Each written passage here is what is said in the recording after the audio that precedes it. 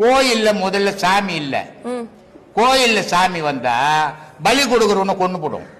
சாமி வந்து டேய் உன் உயிர் மாதிரி தானே அது உயிர், அதை எப்படி கொள்ளலாம்? அதுவும் நான் தானே படிச்சேன், உன்னைய நான் தானே படிச்சேன், நீ எப்படி போய் அதை வெட்டலாம்? சாமி கொண்டு போடும் இல்ல.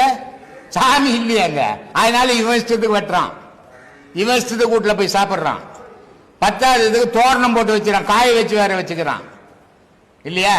இதையெல்லாம் கடவுள் கேட்கல. கடவுள் என்ன சொல்றான்? புனிதமானவனாயிரு, பல உயிர்களுக்கு உன் உயிர் மாதிரியே நினைக்க கத்துக்கோ, அதுதான் இறை வழிபாடு. உன் உயிர் உயர்ந்தது மற்ற உயிரெல்லாம் தாழ்ந்தது நினைச்சினா கடவுள் வழிபாட்டுக்கு நீ தொடர்பே இல்லாத வந்து.